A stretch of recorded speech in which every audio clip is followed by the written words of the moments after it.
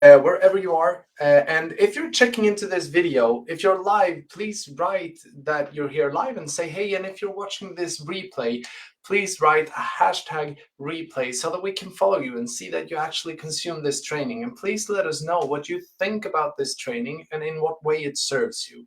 Because the thing that I would like to talk about today is the internal struggle with growing a business. And I will go into this and give you a framework and some deeper understanding how we work as human beings while building a business. While doing so, I would also like to, I'm curious.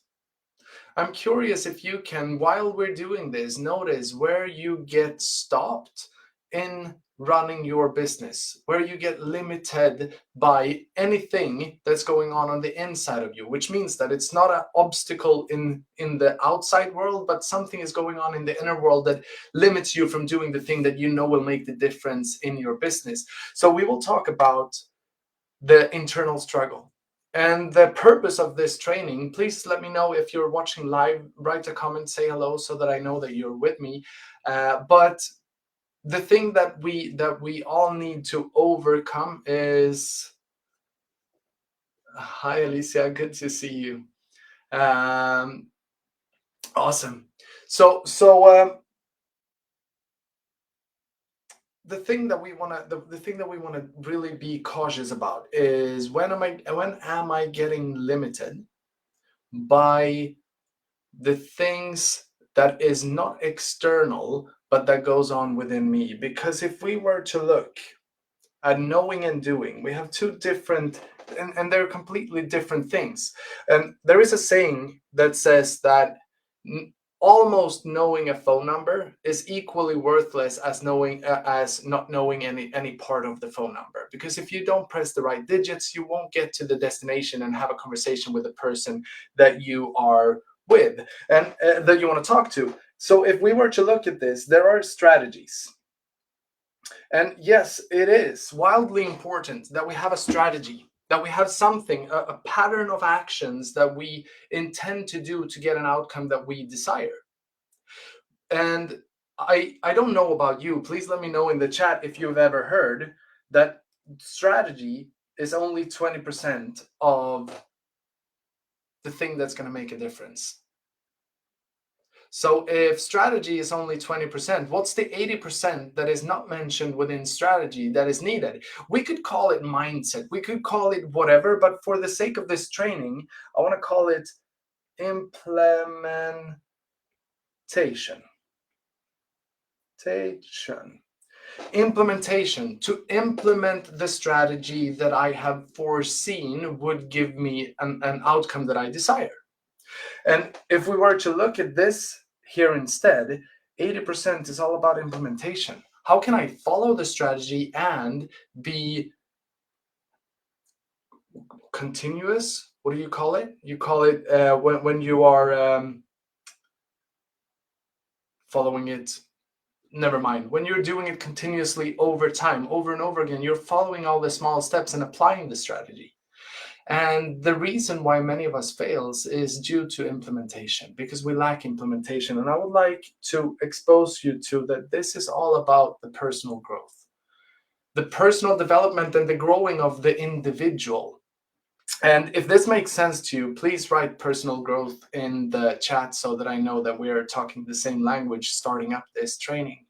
Because when we're building a business, why it's the best personal development or the personal growth ever is that when your business is doing good, that is a consequence due to the person running the business have been able to impacted and influenced the customers or clients that have bought from that person. Which means that in order for me to gain any results in my business, I need to I need to be able to influence people. I need to run my business in a way so that someone out there is prepared to give me of their money in order to be able to work with me. Which means that I can't beg for it. I can't ask nicely. And if I'm just nice enough, then I'm going to get clients, because that doesn't help. It helps to be a good person. It helps to be nice, but it doesn't give you the sales or the business that you desire and want. So it's the best personal growth that we can do. And what I would like to display are three things, three ways for us that almost always caught us or catches us. The first one is a training that we call the 6 Ps. And it's the 6 deadly personal traits that everyone and all of us have. I am not going to go into those in detail, but what I would like is I would like to give them to you in a separate training, so you can decide later on. I will make sure that I will send you, like, give you an opportunity to opt in to have it sent to you. The reason why I don't want to go through it is because it's 45 minutes long and I don't want to take that time. But what the 6 P stands for is the perfectionist, the procrastinator, the periodic worker. We have the pleaser. We have the imposter syndrome. And then the last one is that we have our pride and our ego. Those are 6 traits and personal behaviors that we all have to some degrees. Some of them we have more, some of them we have less. And I would like to gift you that training. If you see that, yeah, that would really help me to let go of my internal struggle for good, please write 6P in the chat and we will make sure to send it to you. I will offer this to you again. But what I really want to cover throughout this training more is beliefs. Beliefs.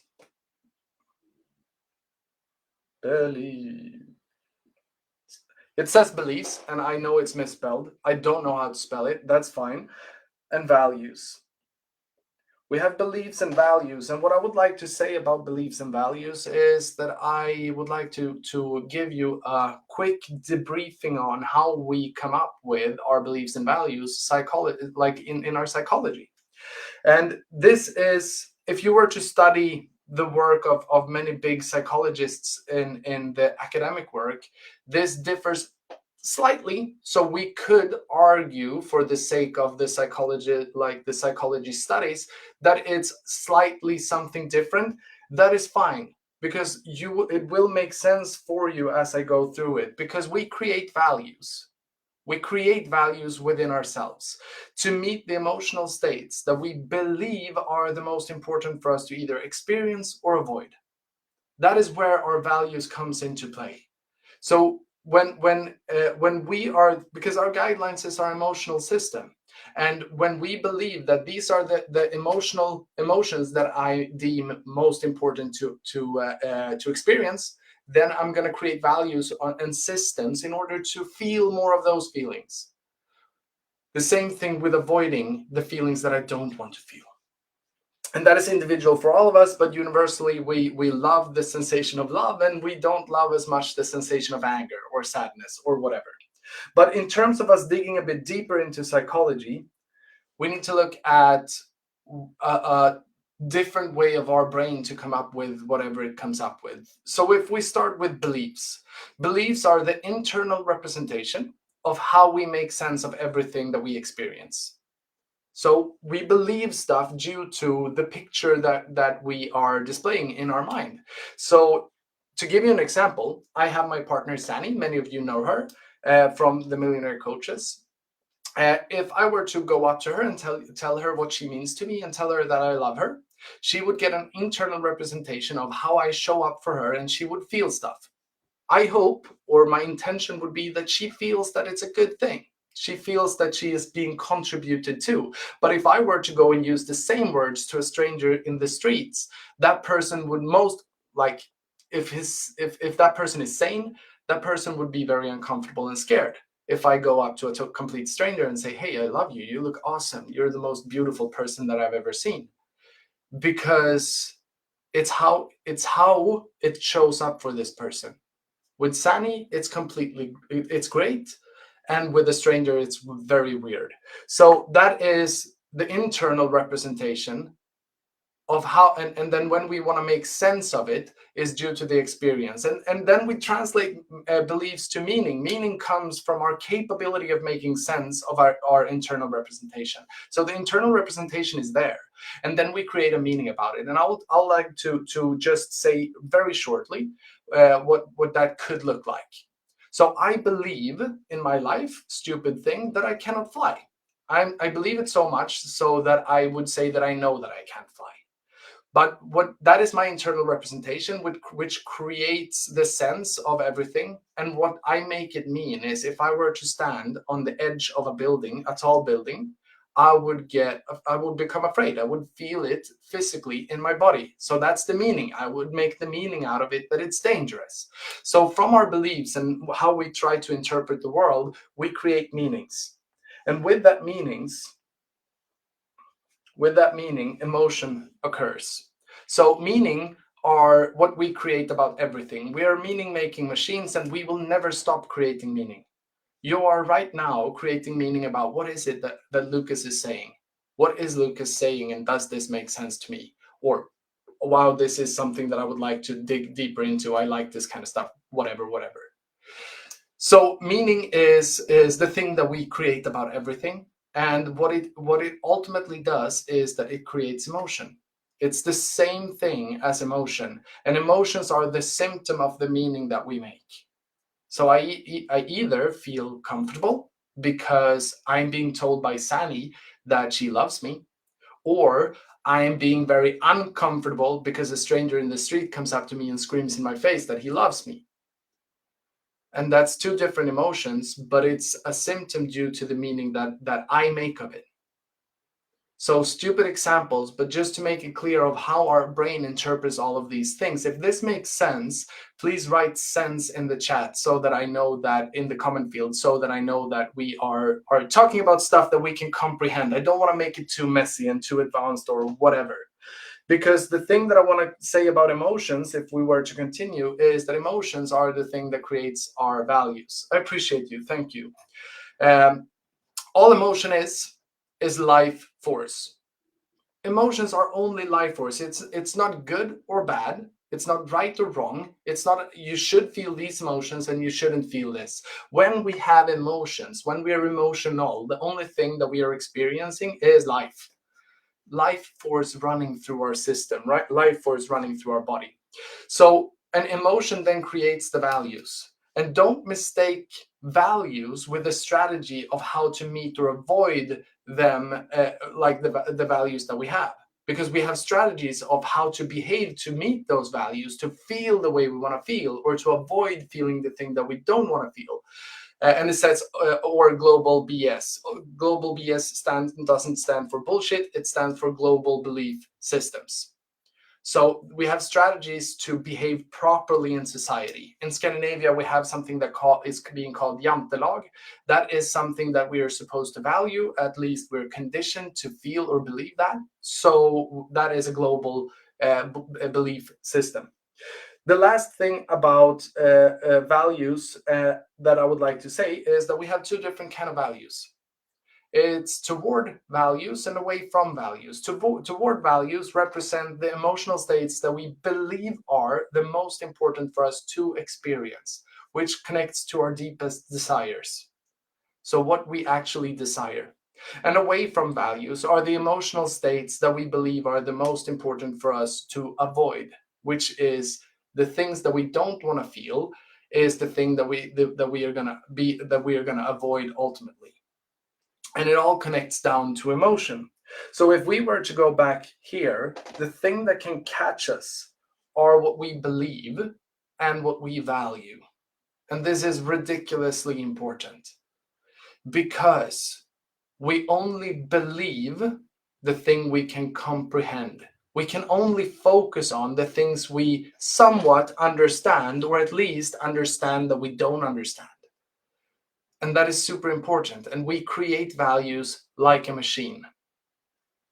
So let's take an example. Let's say that you are meeting with a potential client, and that potential client is then a prospect, and you're having a sales call with this person. Whatever you believe about this person, whatever you believe about sales, whatever you believe about your capability of delivering results to this person, whatever you believe that holds you from connecting with this individual and focusing on this person instead of focusing on yourself, will be one part of this internal struggle. Sales call is very typically easy to see, but let's take something else that is more common. Is that we are starting a business and we have a purpose with that business. But let's say that we are not getting started properly. We're not doing the things we know we should do, but there is something within me that just doesn't feel 100%. It will never feel 100%. And what happens is that the beliefs and the picture, the internal representation of whatever we believe and what we value aren't sorted out. So our brain goes into like shutdown mode.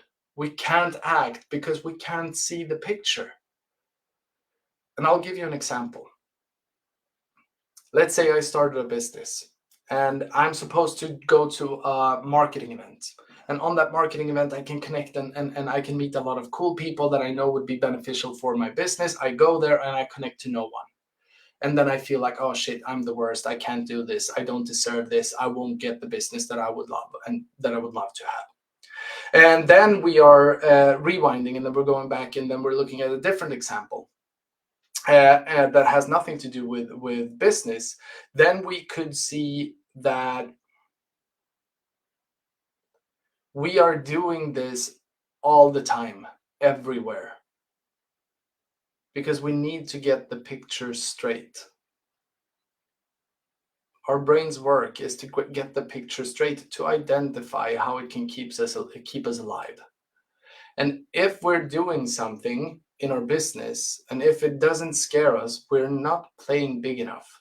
So the thing that happens within us are emotions, and our emotion. And emotion is life force. Life force is good because it means that it's force enough to act. So if we were to take that other example that has nothing to do with business, then we can see that it becomes more critical. Let's say that you're in a house. Let's say that that house is on fire. Then we wouldn't have an opportunity to postpone action. We wouldn't have an opportunity to care about whatever is around us. Yeah, but I might not want to leave the house because what if there is a like scary person when I leave the house? It doesn't matter, because the situation overrules and it demands action, and I need to act now, otherwise I'm going to burn in. And if you are a parent to any kids and your house would turn on fire, you would run through the flames to take your kids out of that house and get you all to safety. So the action exists within all of us. If we have a strategy that we deem like, this is a cool thing, this is something that I could do, this is not just an idea, but something that I'm prepared and ready to act on, then you need to act on it to set yourself free and see, does it work? Doesn't it work? To learn from it, or to guide you towards the thing that is gonna have you step up to the next level. Because the only thing that can happen if you try is that you either succeed or you fail, or somewhere in between on the scale of success and failure. And what many of us do, or what many of us tend to do, is looking for what's the one action that if I make that action, it will make the ultimate outcome for me. It doesn't work. It won't work. In order for you to have sustainability, in order for you to grow and have all of it that you want your business to deliver for you, money, freedom of choice, personal growth, contribution to those who intervene with your business, money over so that you can contribute to another purpose that is even bigger for you, whatever it is. If you want to buy a car, if you want to buy a house, if you want to buy whatever, that's fine with me. If you want that, you need to be consistent with what you do. You need to take the small steps that allows for you to get to that end point. And that's the thing. And the internal struggle holds us from doing that thing, because we can do it tomorrow. When the house is on fire, we can't run out tomorrow, because tomorrow we won't exist. And that's a luxury, but it's also a test.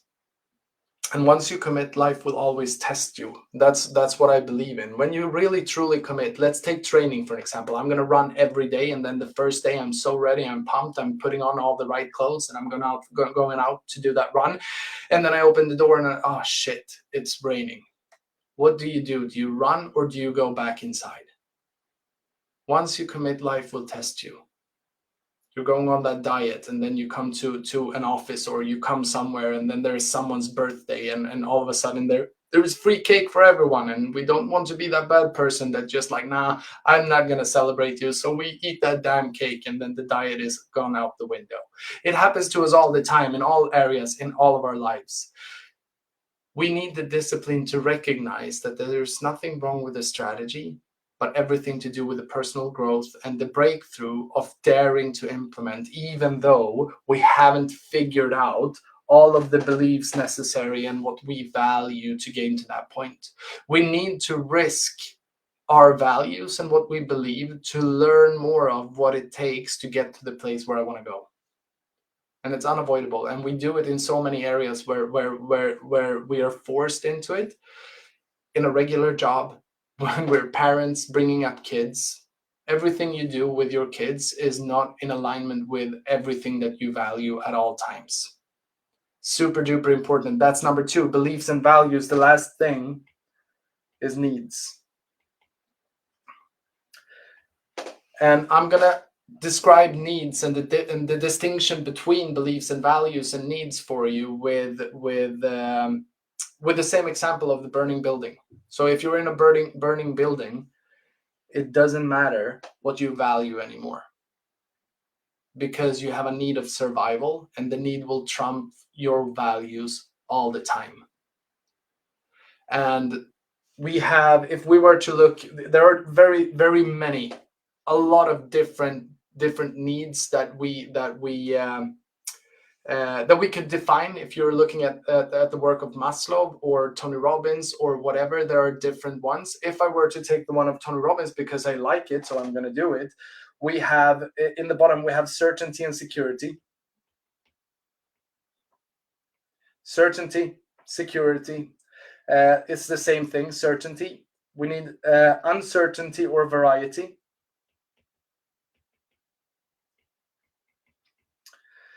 We have, then after that, we have significance.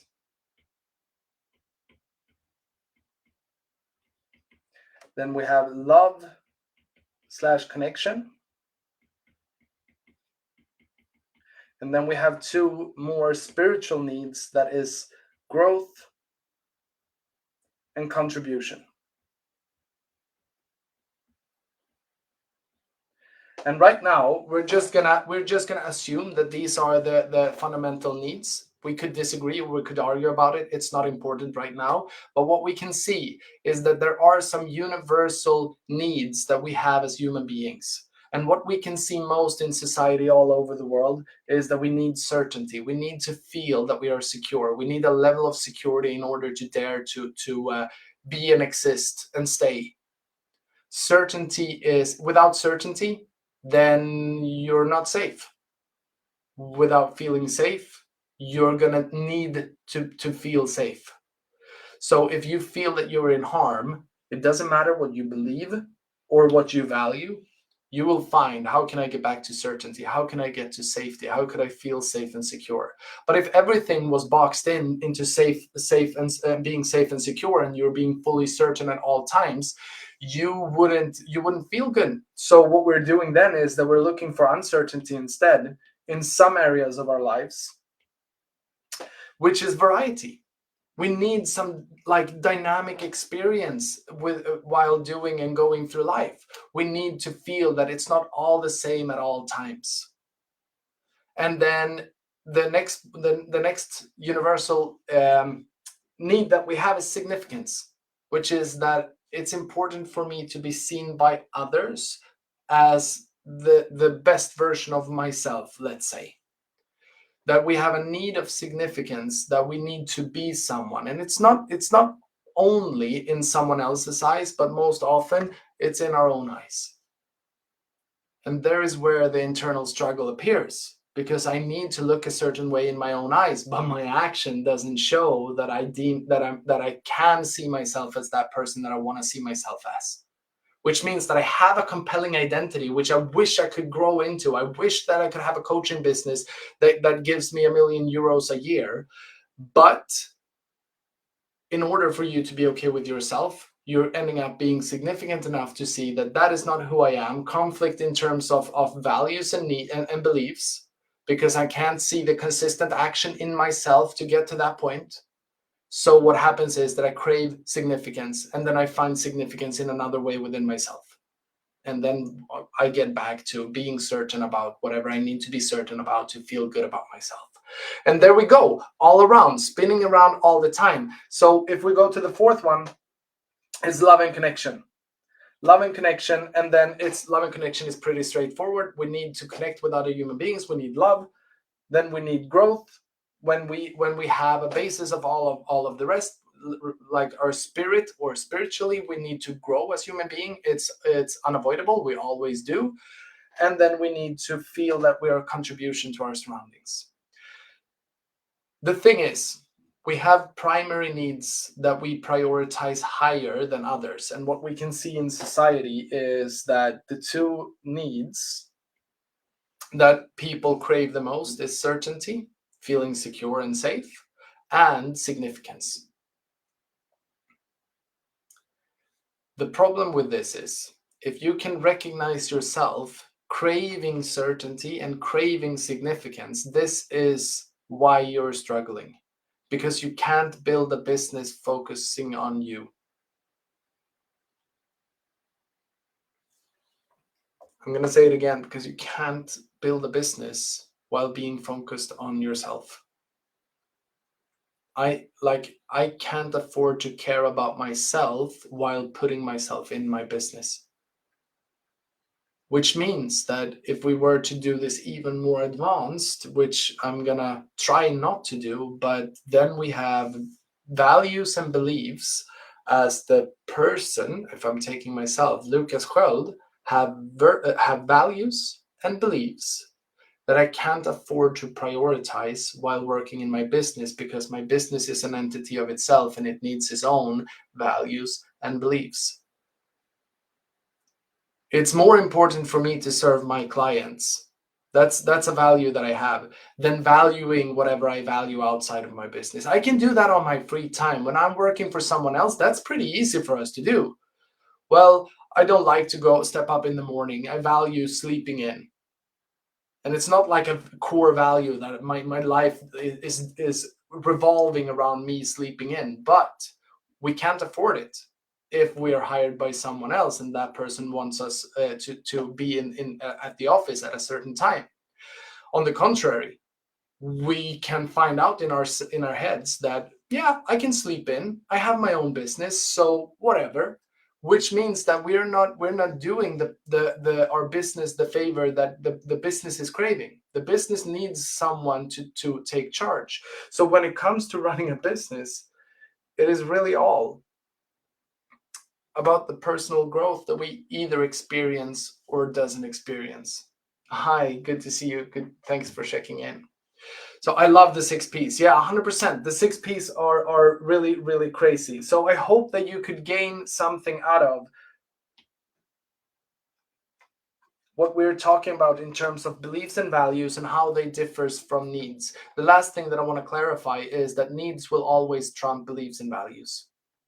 So every one of us has a value, I believe. Not that now, this is me assuming, but I believe that we all share the same value, that we shouldn't punch or push people while walking down a street.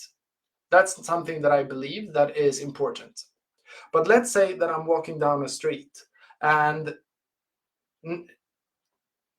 there is a crowd forming in that street, and in the middle of that crowd there is an old man like in desperate need of help. No one helps, and this old man might be dying, and everyone just stands still, frozen. What happens to the value of not pushing people? Does it become a priority or no? Please write it in the comments. Does it become a priority or no?